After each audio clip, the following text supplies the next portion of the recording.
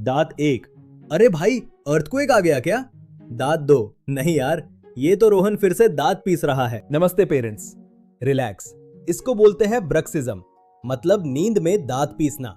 बच्चे अक्सर stress, exams या फिर स्क्रीन ओवरलोड की वजह से ऐसा करते हैं। इसके लक्षण हैं जबड़े में दर्द, सिर दर्द और दांतों का घिसना। ज्यादा ग्राइंडिंग से इनेमल घिस सकता है। और याद रखिए, इनेमल रिचार्ज नहीं होता। दांत चिल्ला रहे हैं, हम लिमिटेड एडिशन हैं। सिंपल स्टेप्स फॉलो करें। फिक्स्ड स्लीप रूटीन, कम स्क्रीन टाइम और बेड टाइम स्टोरी। अगर ज्यादा दर्द हो तो डेंटिस्ट से जरूर मिले। हर घर डेंजरस नहीं, पर इग्नोर भी ना करें। अपने टीथ सुपर हीरो को आर्मर दें। डॉक्टर बोले चिल,